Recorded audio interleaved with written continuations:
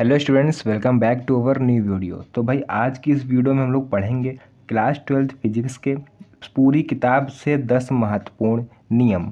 ठीक है, तो ये जो 10 इंपॉर्टेंट नियम हम लोग पढ़ने वाले हैं, तो आप लोगों ने अगर प्रीवियस ईयर के पेपर देखे हों तो आप लोग को पता होगा कि हर एग्ज़ाम में आप लोग के 2 से 3 नियम ज़रूर पूछे जाते हैं फिजिक्स से। ठीक है, तो वो 2 से 3 नियम कौन से होंगे वो जानने के लिए आपको क्या करना पड़ेगा, ये 10 इंपॉर्टेंट नियम जो आज हम आपको बताएंगे पूरी किताब से इंपॉर्टेंट, वो आपको ध्यानपूर्वक अच्छी तरह से पढ़ना होगा।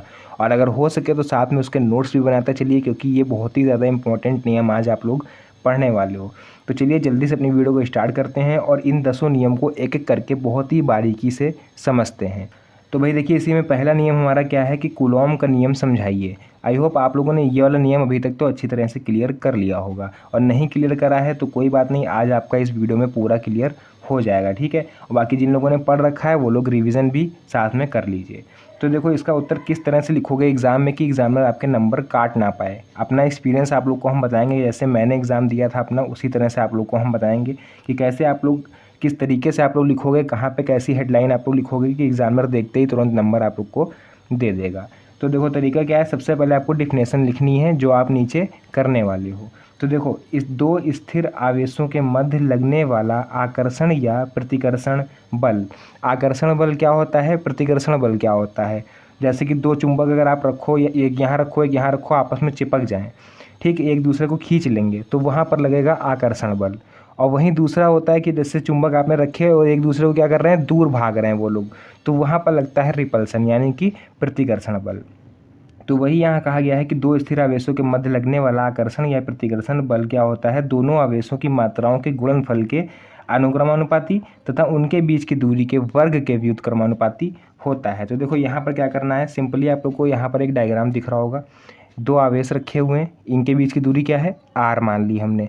ठीक है, तो हमारा जो नियम कह रहा है वो कह रहा है कि दो स्थिर आवेशों के मध्य लगने वाला आकर्षण या प्रतिकर्षण बल, बल मतलब कि फोर्स, तो हमने यहाँ पर एफ लिख लिया। ठीक, दोनों आवेशों की मात्राओं के गुणनफल, मतलब कि Q1 Q2 यहाँ पर दो आवेश हैं, इनके गुणनफल, तो हमने गुणनफल के क्या होता है, अनुक्रमानुपाती होता है। तो हमने Q1 Q2 के F को अनुक्रमानुपाती दिखा दिया। एक लाइन आपकी यहाँ पे फिनिश हो गई। नेक्स्ट उसके बाद क्या कह रहा है, तथा उनके बीच की दूरी के वर्ग के व्युत्क्रमानुपाती होता है। इनके बीच की दूरी क्या है, आर, इसका वर्ग क्या हो जाएगा, आर स्क्वायर, और व्युत्क्रमानुपाती का साइन क्या होता है, अपॉन में। तो इस तरह से हमने इसको दो फॉर्म में तोड़ लिया। अब आपको क्या करना है भाई, यहाँ पर इन दोनों को देखो कंबाइन कर लेंगे, क्योंकि इधर क्या है, सेम है एफ, तो हमने इसको एक ही बार लिख लिया। प्रपोजनल का साइन हमने एक बार लगा दिया, Q1 Q2 ऊपर है, आर स्क्वायर नीचे है, तो इसको हमने इसी तरह से यहाँ पर एडजस्ट कर दिया है। अब यहाँ हम करेंगे क्या कि भाई प्रपोजनल का साइन हटता है तो यहाँ पर एक कांस्टेंट लगता है जिसका नाम है यहाँ पर के। ठीक है, के क्या है हमारा, के है भैया कांस्टेंट, और के की वैल्यू क्या होती है, 1/4 पाई एप्सिलॉन नॉट। तो हम लोग यहाँ पर के की जगह क्या लिख सकते हैं, 1/4 पाई एप्सिलॉन नॉट। तो वही हमने देखो यहाँ पर नीचे लिख रखा है, F = 1/4 pi epsilon naught Q1 Q2 by R square. तो इतना करने के बाद भाई इसकी भी एक पर्टिकुलर वैल्यू होती है जो कि आप न्यूमेरिकल में यूज़ करोगे। तो 1/4 पाई एप्सिलॉन नॉट की जो वैल्यू होती है वो होती है 9 × 10⁹ न्यूटन मीटर स्क्वायर पर कूलॉम। तो ये इस तरह से हमने आप लोग को समझाया कूलॉम का नियम। आपको सेम यही तरीका एग्जाम में छाप के आना है, आपको एग्जामिनर पूरे नंबर देगा। और ध्यान रहे भाई, मात्रक आप लोग को लास्ट में ज़रूर लिखना है, क्योंकि मात्रक के ही एग्जामिनर नंबर सबसे पहले देता है। अगर आप मात्रक नहीं लिखोगे तो वो ये समझ जाएगा कि आपने केवल जल्दी से याद करके छाप दिया है आके। तो आई होप आप लोग को ये फर्स्ट नियम जो हमने बताया कूलॉम का नियम, ये आप लोग को पूरी तरह से क्लियर हो गया होगा। उसके बाद देखिए दूसरा नियम हमारा कौन सा है, ओम का नियम समझाइए। तो ये ओम का नियम है, ये 3 नंबर में पूछा जाएगा। तो इसमें आप लोग को ज़्यादा डेरिवेशन है नहीं, केवल थ्योरी याद करनी है। और ये आप लोग तो हाई स्कूल से वैसे ही पढ़ते चले आ रहे हो, तो ये आपको सबको पता होगा। तो देखो लिखना किस तरह से है कि इस नियम के अनुसार यदि किसी चालक की जो भौतिक अवस्थाएं होती हैं, जैसे कि टेम्परेचर या फिर उसकी लंबाई, ठीक है, आदि नियत रखी जाए, नियत यानी कि कांस्टेंट रखी जाए, उसमें मतलब कोई भी चेंजमेंट ना किया जाए, मतलब जैसा टेम्परेचर है वैसे ही रहे, लंबाई जितनी है उतनी ही रहे, कोई भी चेंजेस ना हो। तो क्या होगा, उस चालक के सिरों के बीच जो विभवांतर उत्पन्न होगा वो चालक में प्रवाहित होने वाली धारा के समानुपाती होता है। मतलब जो वोल्टेज होता है भैया वो उस तार में जो करंट बह रही है उसी के बराबर होगा। मतलब V is directly proportional to I। Voltage अनुक्रमानुपाती है वैद्युत धारा के। मतलब अगर आप वैद्युत धारा का मान बढ़ाओगे तो वोल्टेज का मान बढ़ेगा, धारा का मान घटाओगे तो वोल्टेज का मान घटेगा। तो भाई ये हर न्यूमेरिकल हर डेरिवेशन की तरह यहाँ पर भी भाई प्रोपोर्शनल का साइन हटेगा तो इक्वल टू लग जाएगा यहाँ पर। ठीक, इक्वल टू लग गया। V is directly proportional to IR। ठीक है, यहाँ पे आप लोग चाहो तो V इक्वल टू IR यहाँ पर R लिख सकते हो। ठीक है, वरना कोई ज़रूरी नहीं है। V इक्वल टू IR मतलब कि रेजिस्टेंस ही इसमें मेन ओम के नियम में पूछा जाता है। तो इसका जो मात्रक होता है भाई वो होता है ओम। ओम का सिंबल होता है ये, इस तरह से हेडफोन आपको छोटा सा बना देना है और यही सिंबल होता है हमारे ओम का। तो ओम का नियम में कुछ खास है नहीं, इसलिए हमने इसको ज़्यादा डिटेल में लिखा भी नहीं है, केवल आप लोग को बता दिया कि ये आपके सब्जेक्ट में है, आपके सिलेबस में है, आपको इसको अच्छी तरीके से पढ़ के जाना है। ठीक है, हाई स्कूल के टॉपिक समझ के इसको छोड़ मत देना भैया, वरना आप छोड़ देते हो ना तो एग्ज़ाम में बहुत तकलीफ देते हैं ऐसे क्वेश्चन। तो चलिए जल्दी से देख लेते हैं अपना तीसरा नियम। तीसरा नियम क्या कह रहा है, एम्पियर का नियम समझाइए। तीसरा नियम है हमारा एम्पियर का नियम। तो भाई क्या होता है एम्पियर का नियम? यह नियम जो होता है ये गॉस के नियम के ही समान है। मतलब गॉस का नियम अगर आप लोगों ने पढ़ रखा हो तो ये गॉस के नियम के ही बराबर है। और एक इंपॉर्टेंट नियम यहाँ पर छूट गया हमसे, गॉस का नियम जिसको बोलते हैं, लेकिन हमने उसको इसलिए यहाँ पर और नहीं कंज्यूम करा कि आप लोग को वो पता होगा, क्योंकि उसमें ज़्यादा है नहीं, केवल थ्योरी है और आप लोग को छोटा सा एक फॉर्मूला लिख देना है। ठीक है, अगर आप लोग उससे चाहते हो कि उसकी डेरिवेशन भी आप लोग को हम समझाएं बिल्कुल बेसिक तरीके से, तो उस पर हम ऑलरेडी एक वीडियो बना चुके हैं, उसका लिंक आप लोग को नीचे डिस्क्रिप्शन बॉक्स में मिल जाएगा। इसमें ऑलमोस्ट जितने भी नियम आप लोग को हम 10 नियम बताएंगे वो आपको हम शॉर्ट में बता रहे हैं, मतलब आप लोग के पास होने के लिए। अगर आप लोग उनको डिटेल में पढ़ना चाहते हो तो एक बार डिस्क्रिप्शन बॉक्स चेक करना, जितने नियम हैं आप लोग को ऑलमोस्ट हमने लगभग वीडियो बना रखी है सब पर, एक डिटेल वीडियो। अगर आप लोग डेरिवेशन चाहते हो तो उसकी डेरिवेशन अगर आपको पढ़नी है तो नीचे लिंक मिल जाएगा आपको डिस्क्रिप्शन बॉक्स में, वहाँ जाके आप लोग पूरा पढ़ सकते हो। एम्पियर का नियम हो गया, बायो-सैवर्ट का नियम हो गया, जितने भी नियम हैं, कूलॉम का नियम, गॉस का नियम, ठीक है, मैक्सवेल का नियम, तो वो सब आप लोग को एक डिटेल्ड वीडियो मिल जाएगी जिसकी हमने डेरिवेशन भी उसमें बहुत ही बारीकी से समझाई है, तो आप लोग वहाँ जाके देख सकते हो। ठीक है, तो देखो फिलहाल हम लोग एम्पियर का नियम देखते हैं क्या है।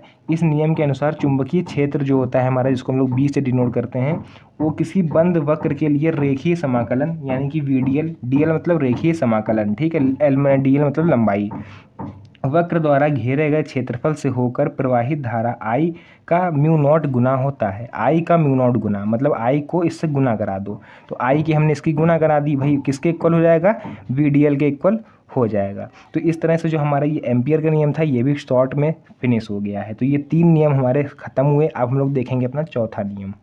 उसके बाद चौथा नियम में देखिए हमारा क्या है, लेंज का नियम क्या होता है। तो बहुत से लोगों को डाउट होगा कि सर ये हमारे सिलेबस में है नहीं तो आप इसको क्यों बता रहे हैं। तो बताने का एक कारण ये है भैया कि आप लोगों ने देखा होगा कहीं क्वेश्चन में पूछा रहता है लास्ट में, अगर आप 5 नंबर में जाओ कि 3 क्वेश्चन दिए रहेंगे, उसमें बोलेगा कि कोई 2 क्वेश्चन कीजिए।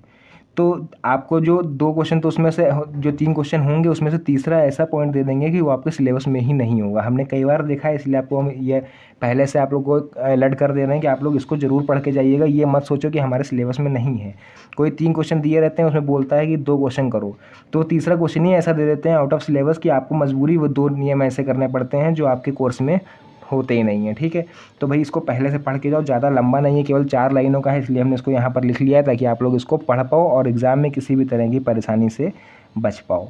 तो क्या है, इस नियम के अनुसार किसी परिपथ में प्रेरित विद्युत धारा जो होती है या फिर प्रेरित विद्युत वाहक बल, कोई भी एक चीज़, ठीक है, चाहे विद्युत धारा या फिर EMF की दिशा सदैव ऐसी होती है कि वह उसी कारण का विरोध करती है जिससे वह स्वयं उत्पन्न हुई हो। तो ये लाइन आपको केवल याद रखनी है कि जो वैद्युत धारा होती है लेंज के नियम के अनुसार वो उसी कारण का विरोध करेगी जिसके कारण वो क्या हुई है, उत्पन्न हुई है।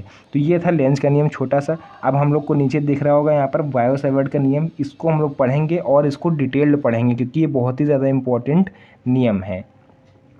तो देखो बायो-सैवर्ट के नियम का सूत्र का निगमन करो, इस तरह से क्वेश्चन आएगा 5 नंबर में। तो सबसे पहले आपको यहाँ पर एक डायग्राम बनाना पड़ेगा इस किनारे। डायग्राम क्या है, ये जो आपको तार दिख रहा है ये है चालक तार। क्या है, चालक तार। चालक तार के सेंटर से हमने कुछ दूरी पर वैद्युत क्षेत्र लग रहा है जिसको यहाँ पर हमने P नाम दिया है। तो इस P से इस तार के मध्य एक एंगल क्रिएट हो रहा होगा, यहाँ पर आपको दिख रहा होगा इस तरह से, ये क्या हो जाएगा, थीटा हो जाएगा। तो पूरे तार की बात हम करेंगे नहीं, हम केवल यहाँ से लेके कट लगे दिख रहे होंगे यहाँ तक इतने बीच की बात करेंगे। तो इसको मतलब इतने एरिया की बात करेंगे, यहाँ से लेके यहाँ तक। तो इसको नाम दे दिया एरिया और इस तार का नाम दे दिया हमने DL, यानी कि एक छोटे से भाग की हम बात कर रहे हैं। पूरे तार की बात करते तो यहाँ पर हम L लिखते, छोटे तार की बात कर रहे हैं तो हमने यहाँ पर DL लिख दिया। ठीक, तो यहाँ से इस P के बीच की दूरी कितनी है R, और इस तार में क्या फ्लो हो रही है, करंट। तो यहाँ पर जितने भी यहाँ पर हमने नाम प्रयुक्त करें आप लोग को हमने बता दिया किसको क्या लिखा है हमने। उसका देखो आपको स्टार्टिंग कैसे करनी है, साइड में लिखना है आपको माना XY एक चालक तार है। ये जो दिख रहा है लिखना है आपको माना XY क्या है, एक चालक तार है जिसमें वैद्युत धारा I प्रवाहित हो रही है। जो I क्या है ये देखो फ्लो कर रही है। इस चालक की क्या है, एक अति अल्प अवयव की लंबाई DL है। एक अति अल्प अवयव मतलब इतने से पार्ट जिसकी लंबाई क्या है DL, हम उसी पर इस पूरे बायो सावर्ट के नियम को अध्ययन करने वाले हैं। तो सबसे पहले क्या लिखना है आपको स्टार्टिंग में ब्लैक पेन से कि इस अल्पांश के कारण, किस अल्पांश के कारण, ये जो हमने DL पार्ट लिया है, ठीक है, या फिर इतने पे ही हमारा DB भी लग रहा है मतलब चुंबकीय क्षेत्र। तो इस अल्पांश के कारण बिंदु P पर ठीक उत्पन्न चुंबकीय क्षेत्र की तीव्रता है। हमने स्टार्टिंग में बताया था यहाँ पर चुंबकीय क्षेत्र होगा, इसलिए यहाँ पर हमने पॉइंट माना है P। तो देखो किसके किसके बराबर होती है। पहला होता है चालक में प्रवाहित धारा I के अनुक्रमानुपाती होती है। तो मतलब जो वैद्युत क्षेत्र हमारा क्रिएट हो रहा होगा वो किसके अनुक्रमानुपाती हो रहा होगा, I के, यानी कि उसमें प्रवाहित होने वाली करंट के। नेक्स्ट है चालक के अल्पांश की लंबाई DL के अनुक्रमानुपाती होता है। क्या, चुंबकीय क्षेत्र हमारा किसके अनुक्रमानुपाती होता है, DL के, यानी कि जो इसमें अल्पांश जो लंबाई है। नेक्स्ट उसके बाद देखो तीसरा पॉइंट क्या कह रहा है हमसे, बिंदु P से मिलाने वाली रेखा के बीच बनने वाली कोण की जिया मतलब कि साइन बोलते हैं, ठीक है, के अनुक्रमानुपाती होता है। तो DB is directly proportional to sine theta. तो इतना कर लेने के बाद अब आपको क्या करना है वो आपको आगे बताते हैं। तो देखो फोर्थ पॉइंट हमने लिख रखा है, चुंबकीय क्षेत्र बिंदु P की जो अल्पांश दूरी होती है वो R के वर्ग के व्युत्क्रमानुपाती होती है। R मतलब जो दूरी थी P से तार के बीच में उसके दूरी के वर्ग के व्युत्क्रमानुपाती होती है। तो अब आपको 4 समीकरण यहाँ पर मिल गए। आपको क्या करना है, इन चारों समीकरणों को कंबाइन कर लेना है। कंबाइन करने का तरीका क्या है, DB इस तरफ मेरा हर में सब में कॉमन था तो हमने उसको एक बार लिख लिया, प्रोपोर्शनल का साइन मेरा कॉमन था उसको हमने एक बार लिख लिया। इतना करने के बाद IDL sign theta upon R² सबको हमने एक तरह से लिख लिया। DL को हम लोग क्या लिख सकते हैं, डेल्टा L। इसी तरह से DB को हम लोग लिख सकते हैं डेल्टा B। दोनों बराबर होते हैं, चाहे आप D लिखो चाहे डेल्टा लिखो, कोई दिक्कत वाली बात नहीं है। तो delta B is directly proportional to किसके हो रहेगा, I delta L sine theta upon R² के। भाई यहाँ पर भी हर डेरिवेशन की तरह प्रोपोर्शनल का साइन हटेगा तो एक कांस्टेंट लगेगा, जिस यहाँ पर कांस्टेंट है μ0/4π। तो यहाँ पर μ0/4π कांस्टेंट है, बाकी सब सेम रहेगा। μ0/4π क्या है, कांस्टेंट। तो फाइनली जो हमारा बायो सावर्ट का नियम निकल कर आया, delta B equal to μ0/4π I delta L sine theta upon R²। Unit जरूर लिखना, न्यूटन एम्पियर मीटर। तो इस तरह से जो हमारा ये बायो सावर्ट का नियम था भाई ये पूरी तरह से फिनिश हो गया है। आप लोग को सेम यही तरीका वहाँ पर एग्ज़ाम में लगा के आना है बायो सावर्ट के नियम का। तो इस तरह से हमारे जो 5 महत्वपूर्ण नियम थे वो फिनिश हो चुके हैं। अब हम लोग अपना छठा नियम देखने वाले हैं। उसको देखिए, नेक्स्ट हमारा है 6th नियम। कौन सा है, स्नेल का नियम। तो स्नेल का नियम क्या होता है, तो किन्हीं 2 माध्यमों के लिए तथा एक निश्चित रंग या फिर तरंगदैर्घ्य के प्रकाश के लिए आपतन कोण की जो तथा अपवर्तन कोण की जो ज्या होती है वो एक निश्चित अनुपात में होती है।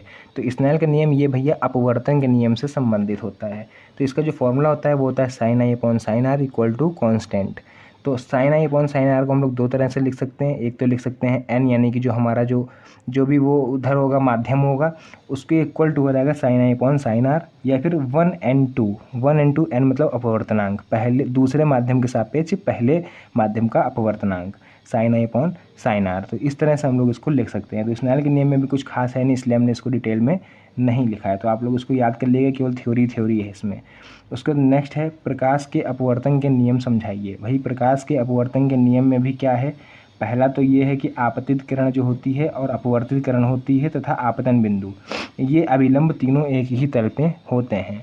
तो आप लोगों ने अगर इसका डायग्राम देखा होगा तो डायग्राम इसका इस तरह से होता है, कुछ ऐसे होता है, ठीक। तो ये अभिलंब रहा हमारा, ये रही आपतित किरण है, और ये है अपवर्तित किरण, ठीक।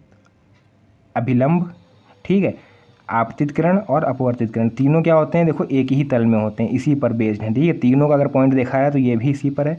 ये भी इसी पर है और ये भी इसी से है, तो ये तीनों क्या होते हैं, एक ही तल में होते हैं। उसके बाद नेक्स्ट देखो दूसरा, आपको सेम टू सेम स्नेल का नियम पूरा छाप देना है इसी में, इसलिए हमने यहाँ पर लिख दिया स्नेल का नियम। लेकिन जो एक इम्पॉर्टेंट पॉइंट है वो ध्यान से सुन लो। यहाँ पर क्या इम्पॉर्टेंट पॉइंट है कि जब कोई प्रकाश किरण किसी एक समांग माध्यम से दूसरे समांग माध्यम में प्रवेश करती है तो यह दोनों माध्यमों के पृथककारी तल पर अपने मार्ग से विचलित हो जाती है। तो ये आप लोग को सबको पता होगा कि अगर एक माध्यम से दूसरे माध्यम में प्रवेश कर रही है तो किरण क्या होती है, विचलित हो जाती है। उसी को हम लोग क्या बोलते हैं, अपवर्तित किरण। तो ये जो 7 इम्पॉर्टेंट लॉ हैं ये आपको स्टार्टिंग के ज़रूर से ज़रूर पढ़ के जाना है, क्योंकि आप लोग इसको मिस मत करिएगा, एग्जाम में इसी से आप लोग के इंपॉर्टेंट क्वेश्चंस बनने वाले हैं। उसके बाद नेक्स्ट हमारा है किरचॉफ के नियम समझाइए। तो किरचॉफ के नियम देख लो, दोनों नियम बहुत ही ज़्यादा इंपॉर्टेंट हैं। आज आपके इस वीडियो में सभी नियम हमने पूरी तरह से क्लियर कर रहे हैं, ठीक है, मतलब पूरी तरह से क्लियर करने की कोशिश कर रहे हैं ताकि आप लोग को दोबारा और कोई वीडियो ना देखनी पड़े। तो भाई देखो किरचॉफ का नियम क्या है, प्रथम नियम, इसको हम लोग बोलते हैं धारा का नियम, ठीक है, पहले नियम को ही धारा का नियम बोलते हैं। क्या डिफिनेशन लिखोगे, किसी विद्युत परिपथ में किसी भी संधि पर मिलने वाली समस्त धाराओं का बीजगणितीय योग कितना होता है, 0 होता है। मतलब अगर किसी विद्युत परिपथ में एक ही जगह पर देखो कई सारी धाराएं मिल रही हैं तो उसका बीजगणितीय योग क्या होगा, 0 होगा। देखो यहाँ पर क्या है, I2 आ रही है, I1 आ रही है, I5 जा रही है, I4 जा रही है, I3 आ रही है। कुल मिला के संधि पॉइंट हमारा ये है, इसीलिए यहाँ पर मिलने वाली समस्त धाराओं का योग कितना हो जाएगा, 0 हो जाएगा। इसकी डेरिवेशन देख लो, देखो ये इसको पॉइंट मान लो, ठीक है, एक ये मान लो आप खड़े हो यहाँ पर, खुद खड़े हैं हम लोग यहाँ पर, ठीक है, हमारे पास जो आ रही है उसको हम प्लस में लिखेंगे। ये क्या है, हमारे पास आ रही है ना I1, तो I1 देखो मेरे पास आ रही है तो I1 लिख लो। उसका देखो I2 हमारे पास आ रही है, I3 आ रही है, तो ये सब किस में रहेंगी, I1 plus I2 plus I3 plus में रहेंगी, क्योंकि हमारे पास आ रही हैं। अब हमसे दूर कौन कौन जा रहा है, I4 दूर जा रही है, I5 दूर जा रही है, तो ये दोनों माइनस में रहेंगी, ठीक है। सब कुछ किसके इक्वल होगा, 0 के। तो बस आपको क्या करना है, इन तीनों को इधर रोक लो और बाकी इन माइनस वालों को उधर भेज दो। तो ये देखो ये दोनों हो गई प्लस में। तो इस तरह से हम लोग कह सकते हैं कि किसी एक संधि पर आने वाली समस्त धाराओं का योग और जाने वाली समस्त धाराओं का योग क्या होता है, इक्वल होता है। तो यही कहता है हमारा किरचॉफ का प्रथम नियम। तो अब हम लोग देखेंगे किरचॉफ का दूसरा नियम, जिसको कि हम लोग बोलते हैं वोल्टता का नियम, या फिर इसको हम लोग बोलते हैं बंद पॉस का नियम। तो इसकी डिफिनेशन सबसे पहले देख लो, क्या लिखेंगे, किसी विद्युत परिपथ में किसी भी बंद पॉस के विभिन्न भागों में प्रवाहित धारा एवं संगत प्रतिरोधों के गुणनफलों का बीजगणितीय योग उस पॉस में लगे समस्त विद्युत भाग बलों के योग के बराबर होता है। तो आप लोग की तरह ये किसी को भी इतनी जल्दी समझ में नहीं आती, इसको भैया थोड़ा ध्यान से ही पढ़ना पड़ता है, तभी ये डिफिनेशन याद हो पाएगी। लेकिन इसका जो आप लोग को हमने बताया कि नोट पॉइंट है कि किरचॉफ का द्वितीय नियम को ही बंद पॉस का नियम या फिर वोल्टता का नियम कहते हैं। तो इसकी जो डेरिवेशन है वो हम आप लोग को पूरी ऐसे समझा देंगे कि एक बार समझ लोगे तो दोबारा और कोई वीडियो देखने की ज़रूरत ही नहीं पड़ेगी। तो ये डिफिनेशन आप याद करना, डेरिवेशन हम समझा देते हैं।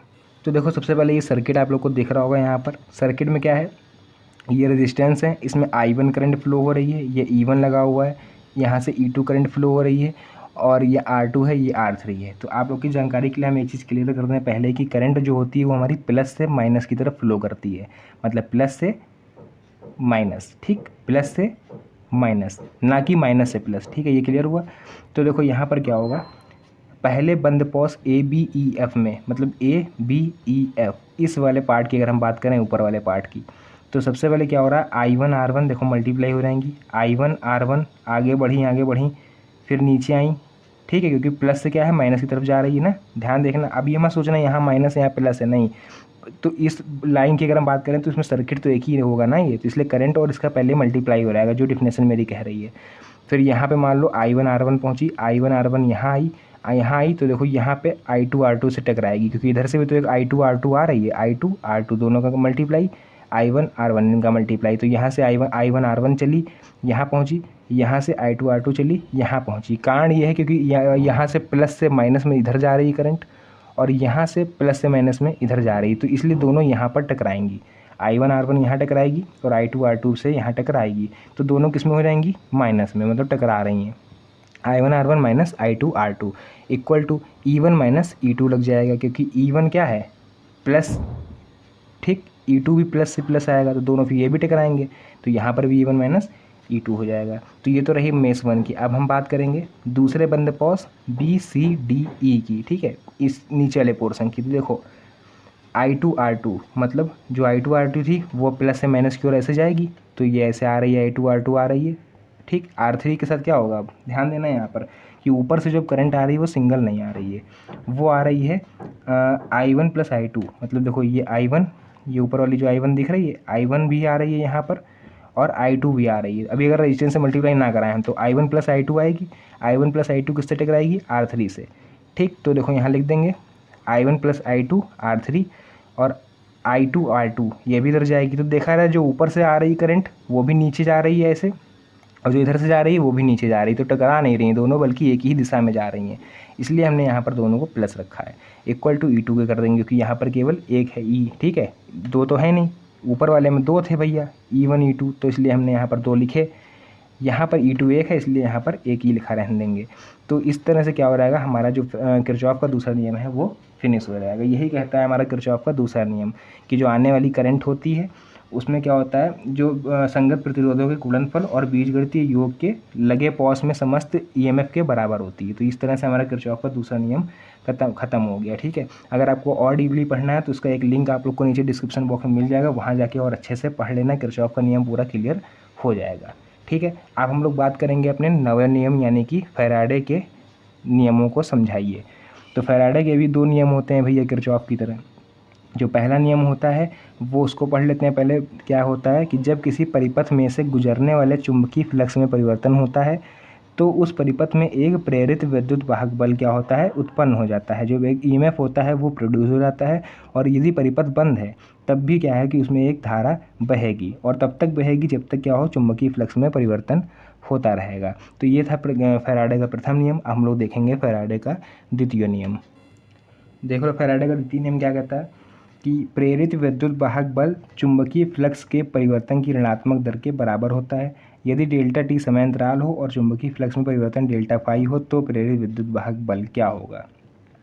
सिंपल सा फॉर्मूला है E = माइनस का del phi by d t. Del phi मतलब फ्लक्स में परिवर्तन और डेल टी मतलब समय में परिवर्तन। माइनस यहाँ पर जो दिखा रहा है वो आप लोग को प्रेरित विद्युत बहाल की दिशा दिखाएगा। नेक्स्ट है यदि डेल्टा टी = 0 हो हमारा तो E = माइनस का n d phi by d t. Minus का n यहाँ पर नंबर ऑफ कॉइल्स को रिप्रेजेंट कर रहा है, और माइनस यहाँ पर जो रिप्रेजेंट कर रहा है वो हमने लिख दिया है कि ऋणात्मक चिन्ह प्रदर्शित करता है कि प्रेरित विद्युत वाहक बल सदैव फ्लक्स परिवर्तन का विरोध करेगा। जैसा कि हमने आपको भी बताया था लेंज के नियम में, याद होगा आपको कि यह उसी कारण का विरोध करती है जिसके कारण वो उत्पन्न होता है। तो भाई ये थे इम्पॉर्टेंट 10 नियम जो कि हमने बहुत ही कम समय में आपको समझाने का प्रयास करा।